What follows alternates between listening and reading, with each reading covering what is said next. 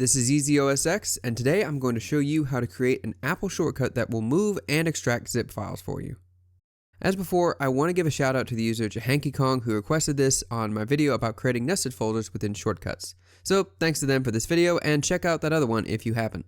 The goal is when we select a zip archive and activate this shortcut, whether by right click, keyboard shortcut, etc., it will first move that zip to a specified folder, then open and extract the files inside the zip into a folder of the same name. With that said, let's get started. Open up a shortcuts workspace and give it a name. In my case, it's called Move and Extract. We only need 5 actions to make this work. The first is the repeat with each action.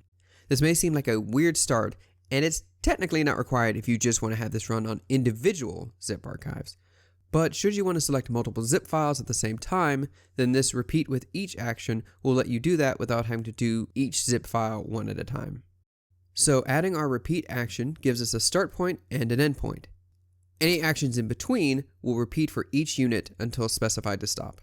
In the first line, where it translucently says items, we want to right click on this and select shortcut input from the drop-down menu. Doing this will give you a new action above that lets us select where we get our input and what files to use this on. Click where it says Any and clear all the items in this list with the Clear button. Now the only item we want to select from this list is the Files option, since we're only working with compressed files. Once that's selected, click outside the box. Now to specify where we're going to get our files. Clicking where it says Nowhere and looking in the Actions sidebar will let us select where our files will come from. Since this is a Mac, I'm going to want it to be a quick action by checking the Finder box. If you're going to use this extension on iDevices, then you'll want to check the Share Sheet box as well. For the sake of time, I'm only going to show you this from the right-click menu and not set a keyboard shortcut, but you can make one if you want. Now our first action says that the shortcut will get its files from the Share Sheet and/or Quick Actions section. With these set, we can now build the core of our shortcut. The second action we need is the Move File action. Dragging that under the start point of our repeat action, it should automatically fill in what we need. But if not, right-click the translucent file, select Repeat Item from the drop-down. So it's going to move each zip file selected, but to where? Click where it says Shortcuts, click Replace, and the file picker box will come up. For this demo, I'm going to set this to be the test folder that's on my desktop. However, you can set this to be wherever you like. You can also choose for it to ask you every time in case you have zip files that will need to go to different project folders.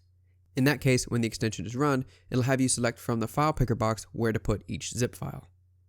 For our third action, we'll need to put in the Create Folder action under the Documents type.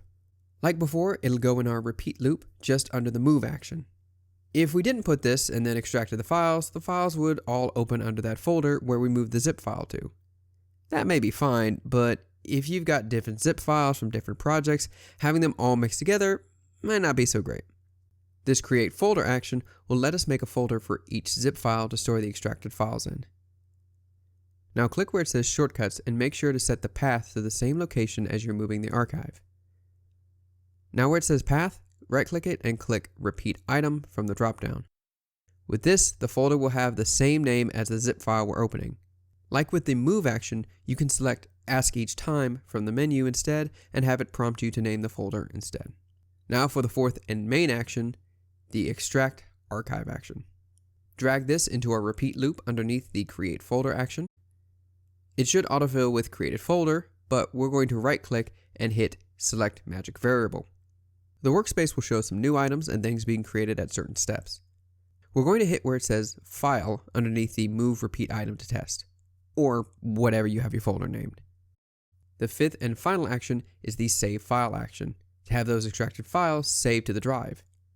This is because the files are extracted, but only into your device's working memory. To save it to our folder, we need to add the Save action below our Extract action. By default, it will autofill Files after Save, meaning it's taking the files extracted from the step before. If it doesn't, right-click and select Magic Variable, and make sure to choose Files below the Extract option.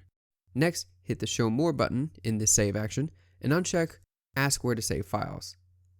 This will cause 2 shortcuts to appear, which we're going to right-click, select a magic variable, then choose Created File underneath the Create Folder action we added earlier. With that, our core shortcut is done. As it reads, for every compressed archive we give it, either from the iDevices Shared sheet or the Quick Actions section of the right-click menu, it will move it to the test folder, create a folder with the same name as our archive, and then extract the contents of said compressed archive and save them into that folder. Now to demonstrate, I've got these two zip files, one with some silly pictures and the other with a few mock documents. I'm going to select these two files, right-click them, go to Quick Actions, and click my Move and Extract shortcut.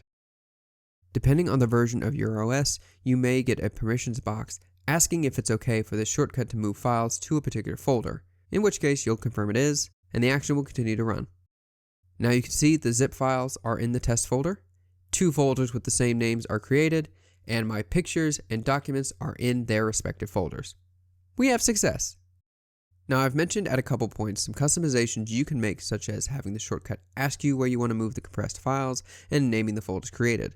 But what if you don't want to clutter your drives with all these leftover archives? In this case, you can add an action called Delete Files below the Save File action in the repeat loop. Right-click where it says Files and select Repeat Item. This will delete the archive after the files have been extracted from it. There is one quirk about this action though that I want to show you. Probably to our benefit though, it will ask if you want to delete the file every single time it is run. At this time, there's not a way to say yes to all or don't ask. And again, it's probably for the best to make sure you don't accidentally delete something, especially during testing. Just be aware of that. Thank you all so much for watching. If this video helped you out, then give it a like. It'll really help the channel out. Likewise, if you want more Mac, iOS, and other Apple tips, tricks, and advice, you can subscribe to the channel. You can also check out the website, EasyOSX.net, as well as our social media pages. Thank you all so much for watching, and I'll catch you next time.